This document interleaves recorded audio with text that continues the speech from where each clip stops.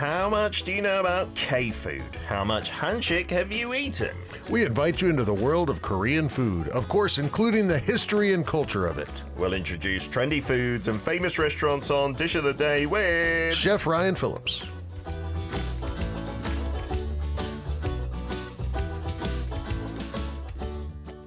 That's right, Chef Ryan Phillips is back in the studio after so many weeks. How long has it been? 4 or 5 weeks? I think so, man. I know that Luna, my lovely dog, I'm picking her up after the show today because I just got in last night late. 42 days. I feel guilty, right? That's terrible. Shame on me. Has she been all right? Days. Have you been keeping updated? They're awesome. They send videos and pictures every day, and I talk to them, and she looks happy and healthy. I'm sure she feels like the orphan that doesn't get picked up, because there's always different dogs in the videos and pictures they send. Yeah. Anyway, yeah, I'm gonna go get her later today. I'll post a video, see if we get a funny reaction out of her. So you arrived last night, and you're here this morning. Heavily caffeinated. I am feeling a little bit strung out. Did you get any sleep last night? I did. Okay. Yeah. But the time zone difference is pretty intense between where you were on the west side of the state. Right. And I was down in Brazil for a long time too. So I'm all upside down and backwards, man. How was your trip? What were some of the highlights?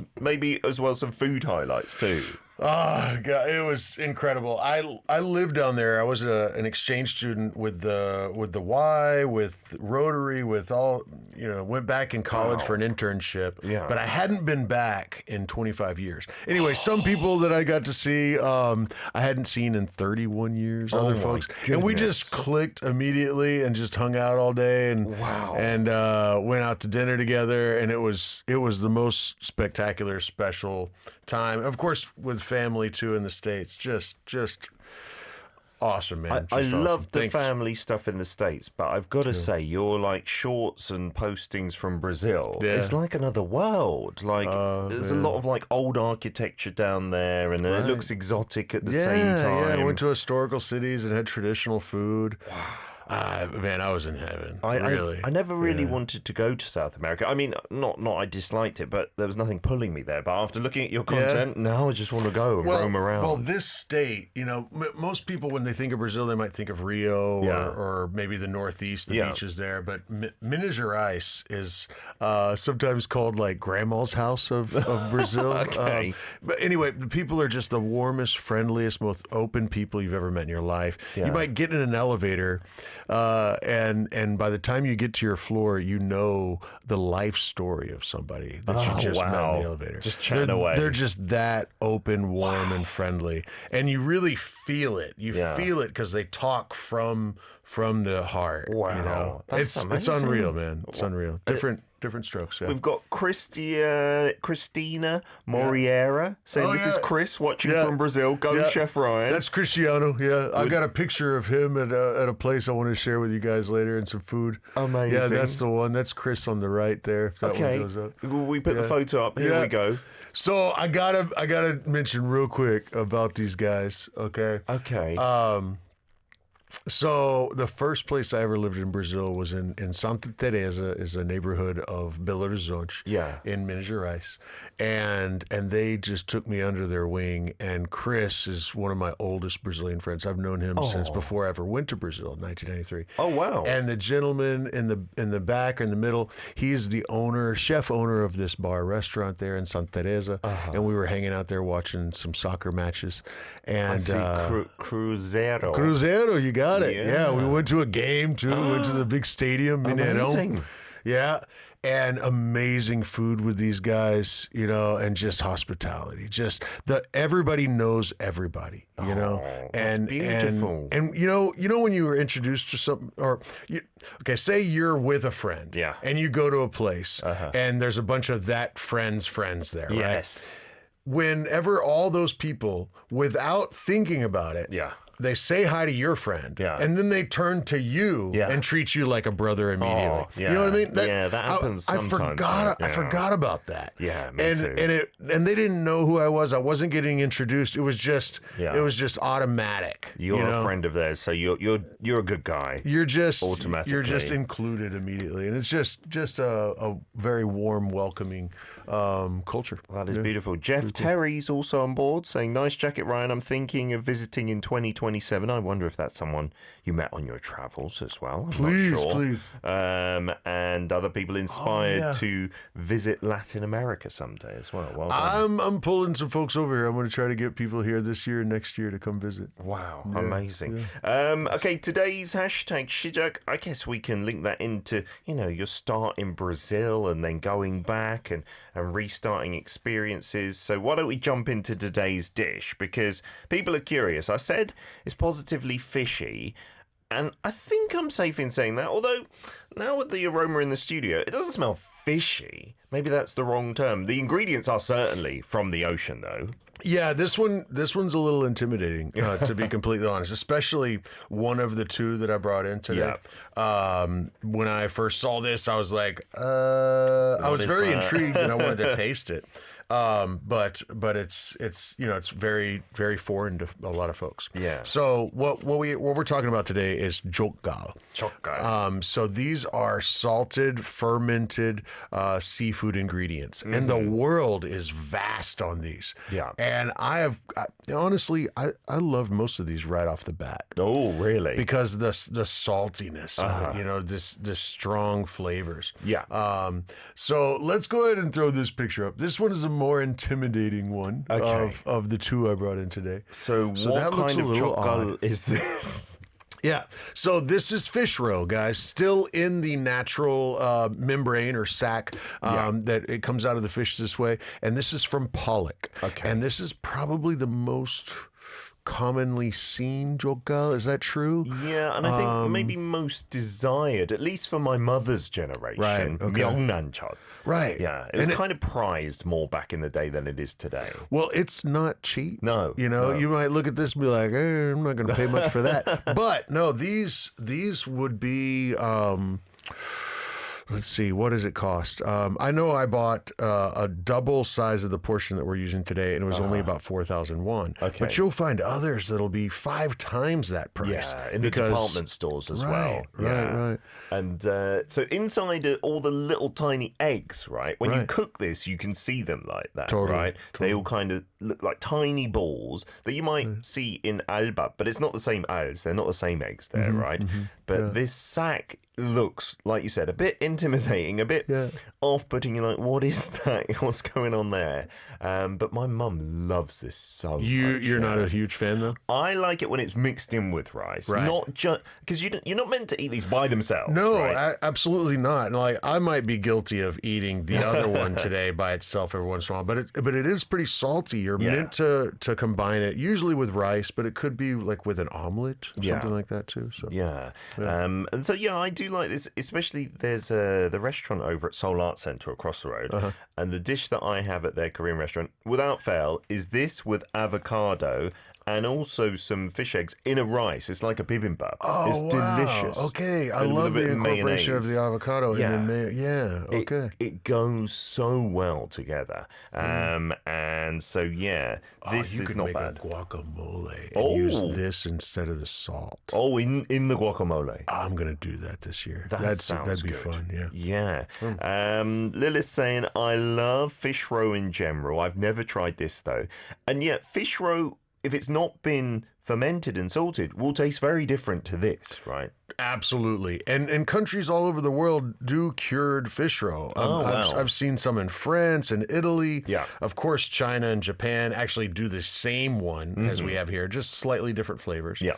In this case, with this, you're going to salt it and rinse it a bit. Then you're going to strain that and then pack it with a few other ingredients. In Korea, of course, we're going to use gochugaru, the red chili flakes. You might find a little garlic in there. there. But with this one, with the pollock roe, it's pretty basic. Yeah. With some of the other ones you'll see in Korea, they're really shiny. Yeah. You know? We've got a picture of this that we were going to get into the studio. I think this is the oyster. Right? Yes. And I was meant to bring that today, but I got in so late last night, and the one store I had time to swing by didn't have any. I apologize. Oh, no. But what a shame. I know. Sorry to our writers who have put up with me being away for all this time. No, and I'm then so I fail. glad. No, I'm so glad because I do not like oysters, you know. Yeah. And this is too difficult. Peter for me. actually messaged me last night. He's like, please don't bring oysters. Just pretend you No, you just couldn't kidding. find Just it in kidding. the store. He wouldn't do that. No, but this is much shinier, like you said. Right, and that's why I brought this one in instead. This is made with we call it baby octopus here, but it's really just a smaller octopus, not a baby one. The nakji. The nakji. And this is the one I've taken many of our listeners, hi guys, to the market near my farm, and we've had this live. You know, you've probably seen the videos of it squirming around. Gotta do that when you visit Korea. You gotta try it at least once. This one, though, is salted, and it's shinier because, like the oyster version, there's a lot of rice syrup usually in here. That's what gives it the shine. And more ingredients. The pollock roe is more like old school simple, you know? And this one's, you know, sweeter with the oysters, with the nakji, with some of the other ones you'll find of Jeotgal. If you see it shinier and some more ingredients in there, it'll be this recipe. So the two that we have today are representative of the two major types of Jeotgal. Okay, that's good to have. And I wonder for our listeners, especially Western listeners who maybe get a bit squeamish about octopus in general, but especially the sannakji, which is alive and wriggling, would you prefer this type, which again, maybe the looks would turn a few people off, and our description of it as fermented salted seafood. Remember as well, it's not been cooked technically, right? Nope, so not cooked. Raw fermented salted seafood, but as you've said many times, if it's cured, then it's not really raw, right? It's kind of been processed in a way. Yeah. What would you prefer? I'm really curious to have a vote as well. And yeah, the oyster one then is done quite similarly to this one, is it? Right. You'll find more garlic, the red chili flakes, even diced scallions. Yeah. You might get a little ginger in there. There's even like little chunks of garlic. Those are some of my favorite bites in these. Sesame seeds, toasted sesame oil. So a little bit more going on, and so that can make it maybe a little bit more user friendly for the novice. Yeah, you know, because there's other flavors in there. The pollock roe, on the other hand, you could just think of it as a salt with a lot of umami, with a lot of depth of flavor. Yeah. And so, like you said, there are many countries that do some kind of form of this, and maybe anchovies are kind of similar. That's a very good point. Yeah. Yeah, but those, you know, you're thinking of them being maybe melted into pasta or put into salads and stuff like this. This, as a banchan, as a side dish, usually just put on a spoon of white rice and then consume like that. And that's it. And you let the ingredients shine a bit more by itself, I'd say. That's it. Yeah. And maybe a lot of folks out there don't even know that things like Worcester or Worcestershire, which nobody pronounces it that way, but Worcester sauce, that's made from anchovies. And we love fish sauce on this side of the world and fermented fish like this. In a classic Caesar salad, you take those anchovies and you hit them with the egg yolk and drizzle in the oil, and you get that depth of flavor from that. This is not so different from that. Okay, we're going to try one in each part, 2 and 3. So let's get to a song break. This is Sondia, Dance Tonight. We're back with Chef Ryan in the studio for the first time in many weeks for Dish of the Day. We're talking about Jeotgal, which is Korean traditional fermented salted seafood of many kinds. We've only scratched the surface talking about fish roe, oysters, octopus, but there's loads of different types of shellfish, right? We talk about the 새우젓, which is often kind of seen almost as separate because that's more commonly used, you know, as a dipping sauce for things like 보쌈, the boiled pork belly. But that's the tiny shrimp in the same way that's been done, isn't it? When you're in the markets here, there's a section, like a whole giant section in any kind of old school market that's just Jeotgal. Yeah, there's so many different types. And you can within reason taste them, you know, like you're at an ice cream shop. You can just keep ask, oh, can I try that one? Can I try that one? And they're usually accommodating. Yeah, because I feel they are relying on the fact that you won't be able to eat too much because it's so salty and they're not giving you the rice. Matahari from Trinidad and Tobago says, my grandmother would flour and pan fry fish roe for us when we were younger, and it tasted more creamy, I'd say, than fresh. She'd squeeze lime all over it, and my grandfather was a fisherman, so we grew up on lots of fresh fish. Oh, and that's so much protein for you too. It's so good for you. Yeah. I never waste the roe. One of my favorite things to do with it now, I'm often doing pickled herring. So I'll go get these fresh herring, take that, and if I'm lucky enough to find a bunch of roe, I'll put them in a brine. Separately? Separately. Put them in a brine of maybe some dark brown sugar and preserved lemon or fresh lemon. Yeah.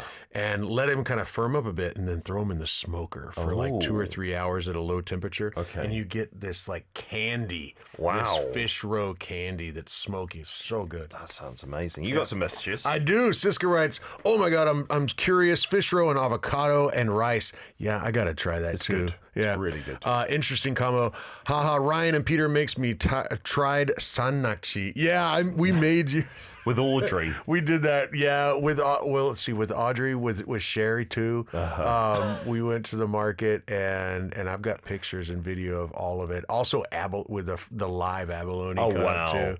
Yeah, and we even found a durian that day and made everybody try a fresh imported durian. We hit all the bases, man. Yeah, it was a good time. Matahari's also sent in a photo. What is this of? I'm trying to take a look. Let me get to your message. It has not come through yet, but looking at this, it looks like it looks like oysters, doesn't it? That have been put into some kind of liquid in those polystyrene cups. When your message comes through, I will read that as well. Man, okay, yeah. This reminds me of something I used to eat when I lived in Mexico. They would take the blood clams that they have hemoglobin in their blood because they live in really muddy waters. Yeah, and you get these kind of ceviche cocktails from a food truck, in the summer, and sketchy but so good. Oh so wow, good. That does sound good. Lily also writes, I love fish roe in general, though. I like Italian botagara. Did I pronounce that right? I don't know. I haven't been to Italy yet. I was talking to my family about that. We got to make a big trip. Come on, guys, let's do it. I'm slightly scared to eat live octopus, though. I know it is a thing. I didn't like fermented foods as a child, but like them now. Yeah, me too. Same here. I've grown into them. Yeah. I don't think many children love fermented. Yeah, even kids here, when it comes to kimchi, the fermented kimchi, they'll often rinse it. Yeah. Little kids will rinse it in the soup because there's always a broth, with every meal. So dunk it in the broth to take off some of the flavor. Yeah. Not too many young kids are eating Jeotgal, right? It is certainly something you eat as you grow up, for sure. Yeah. And Ciarino says, I wonder if there's anything similar to Jeotgal in Brazil, as you've just been there, Ryan. Yeah. You were telling me in the song break that the place that you were at was far from the sea. Right. Yeah. Minas Gerais is in the mountains. It's about an hour north of Rio by plane, or if you're on a bus or a car, about 7 hours because there's a lot of mountains there, which makes the temperature just awesome year round. They were freaking me out. They were saying, "Oh, it's going to be so hot. It's going to be so hot." No, man, it was in the 20s in centigrade the whole time. Oh, nice. We didn't ever reach 30 or dip below 20. I don't think. It was just awesome. I don't remember having anything that was quite like this though there. Definitely, I tried some food that's from the Northeast, from Bahia, that had. I'm going to recreate it on the farm this year. It's called bolinho de feijão. Yeah. So you take black-eyed peas and soak them and then mash them and then make them into a patty, deep fry it, then cut that in half and load it full of dried shrimp, just like the dried shrimp we use here. Okay. The conseu. But then also with a paste of coconut milk and cashews and peanuts, cooked down with onion and garlic, and it's just amazing. Wow, so if you're in Korea this year, come to my farm and I'll make you some of those. Fantastic. All right, let's try one of these first, right? Yes, so which one would you recommend to go for first? I think we should start with the pollock because it has less flavor. Okay. it's less of a punch, right? Fewer ingredients. It's a more simple one. So when you're making something like this, you're going to and feel free to take your spoon to cut one of those because I doubt you want a whole one. Me, I'm going to take the whole thing. I'll maybe use my chopsticks. So it's got like the casing on the outside, so that's a bit firm. Right. So when you're making this, you do have to be really delicate with it because they can easily break open, which isn't the end of the world, but not the best either. You can see the eggs just slightly, but when it cooks, they really get more distinct. Right, and you're welcome to cook them too. I like them just like this. I think you get more flavor when they're just the fermented. And so this is going just into salt first. So you'll rinse them well. Yeah. Go ahead and take a bite, and then I'll talk about it. I'm going to put it in some seaweed, okay? All right. That'll make it better, more palatable for me, like in a little kimbap. And the seaweed is salted as well. Right, with some toasted sesame oil, maybe some sugar on there, too. Well, that's good, just to have a little wrap. I'm glad our writer brought in the seaweed, okay? Yeah. Good ASMR. Yeah, sure. Okay, so you got the saltiness from the seaweed, but then a real kick of saltiness from the Myeongnanjeot. But like you said, the flavors aren't that strong. It's like smooth and salty, so the texture's really nice. But I don't get like a fishiness to it or anything like that. No. It's no just strong fishiness. really smooth and salty. That's the only way I can describe it. all. No, it might look red, but there's no spicy kick at all. Right. When you're making this, you just take some salt and the roe. Yeah. And put it in, say, a jar. And throw it in the fridge for about 3 weeks. Oh, wow. And every once in a while, you'll flip it. Make sure that the salt is even around it. Yeah. Then you take that out, rinse off all that excess salt, get it really good and dry. Yeah. And then add in your other ingredients. At that point. Right. Okay. A little bit of garlic, the red chili flakes, maybe a little bit of ginger could be there, but not too much on this one. When we go to the next one, though, there's more flavors. A little rice syrup making it shiny. Yeah. And but this one, that's pretty simple then. And then, really does it last a long time because it's been fermented and salted? Right, because it's been salted, yeah. It freaked me out when I first got here. I was like, so wait a second, we're going to take raw seafood and we're going to wait for it to be good? It made me nervous, but I've come around. I've learned the ways. And I just love these depths of flavor you get from these things. Yeah, and Myeongnan, it can be enjoyed. The way I said it is much more modern and fusiony with avocado and whatnot, but a bit of sesame oil, I think that's long been a way to have it, with the rice, of course.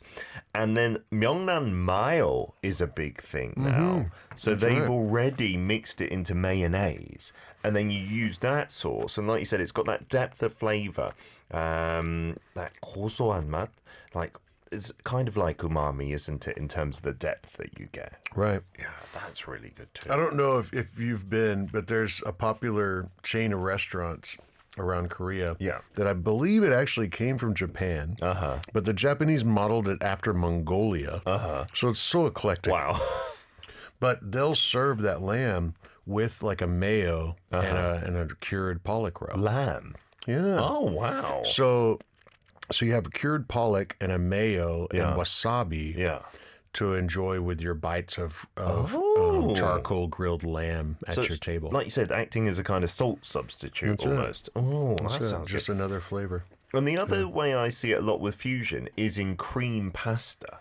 That's so true. Right? Oh, Cream I love pasta that. Myeongnan. With a toasted perilla seed in there, and the well, you're not a huge fan of fresh catnip, the perilla leaves, No, but I'm not. But I love that. That one really got my attention. Yeah, because that really works as a fusion, right? It the does. creaminess and the saltiness. Well, and it together. goes back to anchovy, you know?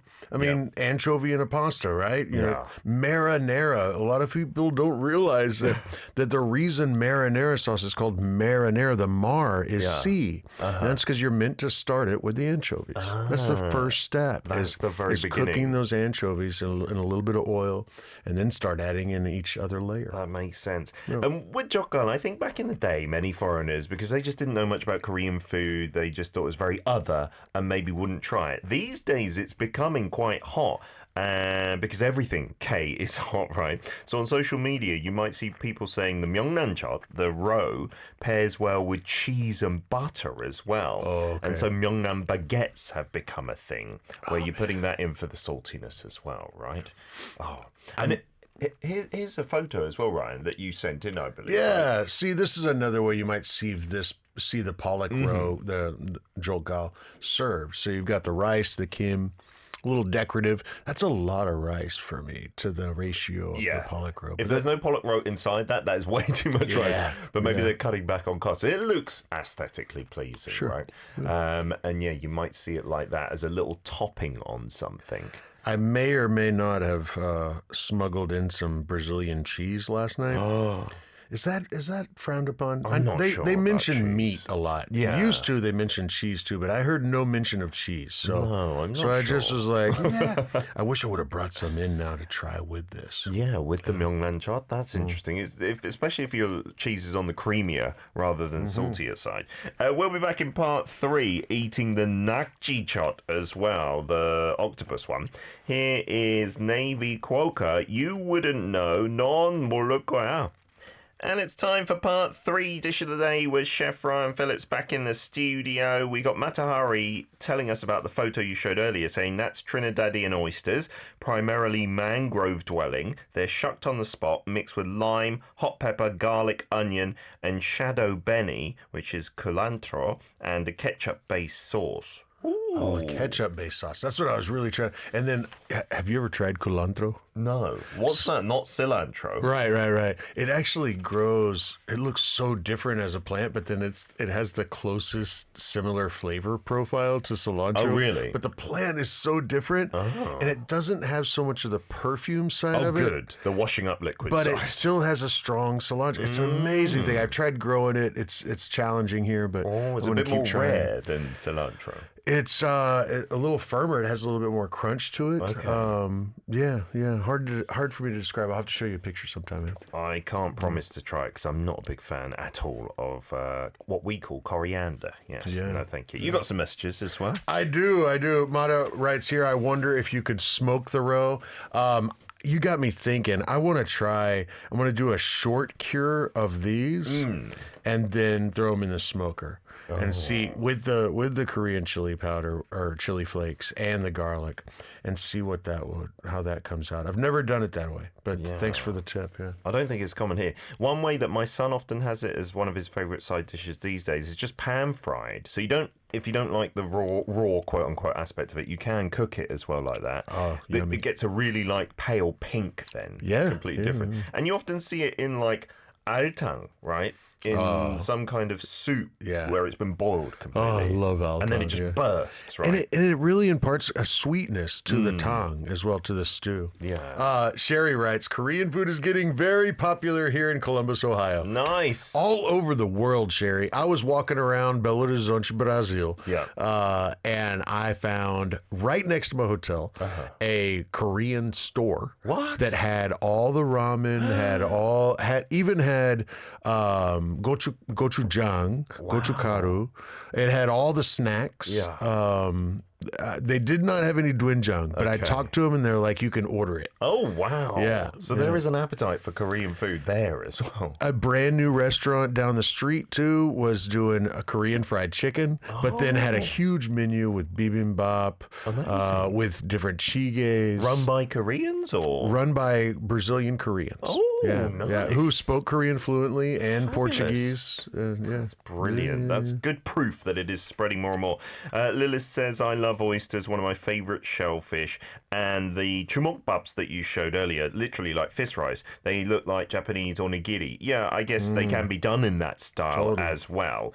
Okay, on to the next jeotgal that we have here, that if you look closely, we got it on the camera, you can see it's little legs of octopus. You can see the tentacles on some of the sides, and then we've got the little bits of garlic in there as well. What's that? and it's much and shiny with the rice syrup. Look at that. I want a bit of garlic as well as a little bit of the octopus. And again, to our writer, I apologize for not having the oyster one, but Peter lucked out today. Yes. Though I chose this one because the ingredients, the process is very, very similar to the oyster style one. Okay, there's the nakji on the rice. So again, you're not usually having this by itself, so it's okay to have it with the rice. I'm not cheating.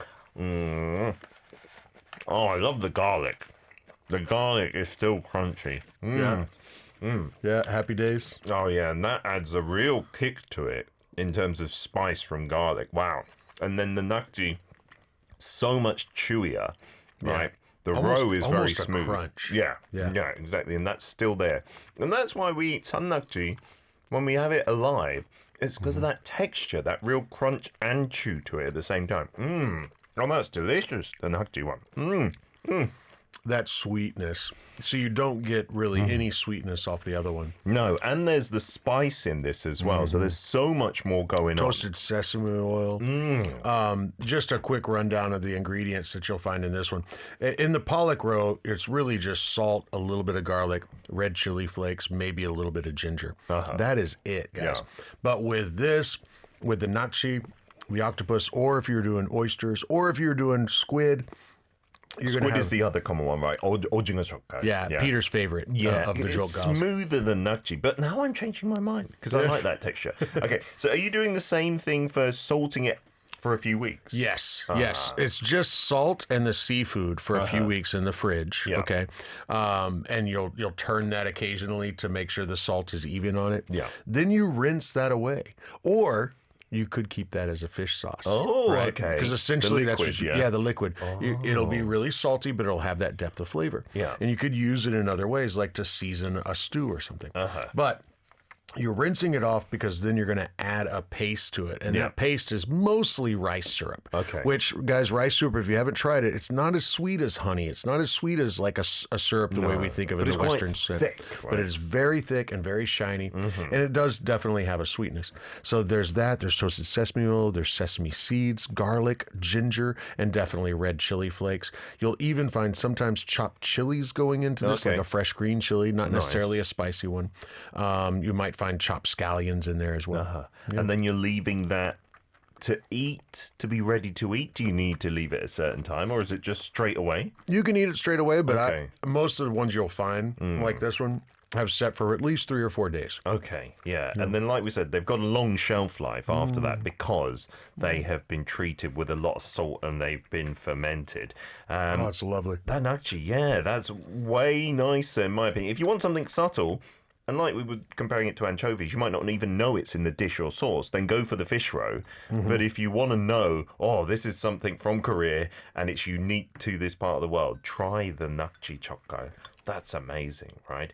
I think when we talk about it as well, you can say just Nakjijeot or Jeotgal, and Jeotgal is the full name, which just is talking about all these salted, fermented seafoods from Korea, of which there are so many, right? That is delicious, isn't it? Wow, what is that you've got? I have a gift for you, Peter, from Brazil. That is a cashew chocolate. A cashew chocolate. Oh, lovely. A cashew nut's big in Brazil. Absolutely. Yeah, probably one of the biggest exporters.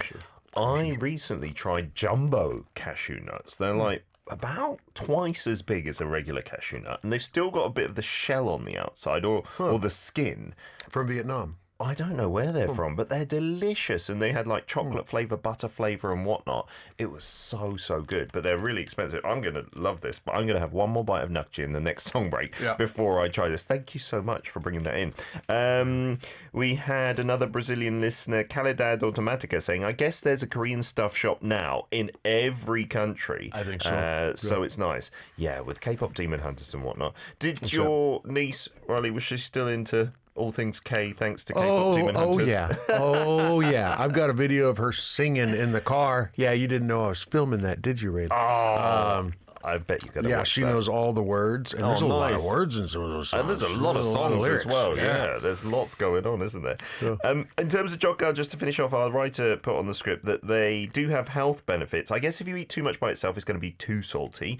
But they're meant to aid digestion because it's been fermented, right? Just like with kimchi and things like gut that. biome, guys. Yeah, get on board. It makes a big difference. Absolutely, to your overall general health. We're going to have you back next week, but I, Ryan, am now passing the baton of travel. Yeah. I'm going to the UK. Yeah. So Paul Matthews will be here. You've That's done right. shows That'll before be great. with Paul. I haven't seen him in a while. Yeah. Fantastic. And then we'll be back together for Solar Day. Lunar New Year Day is in 2 weeks. Have you got any plans for that Planting seeds. I am 2 weeks behind. Oh, so, and until the jet lag hits me later today, I'm going to plant. I'm going to try to do about 2,000 today. Oh my goodness! Wow. Even with the snow on the ground, it's okay. No, at home under with the ondol, with the Korean style heated floors. It's amazing. Oh, so you kind of incubate them there. Yeah. Oh, great. And then LED lights to keep them going because you have to because the peppers they're not supposed to grow here. Not these crazy spicy ones we do. I don't like the frozen temperatures. Ryan, thank you so much for coming back and being on the show straight away. I can see the jet lag in your eyes. Thank you for putting up with me and thanks to all my friends out there. Oh, fabulous.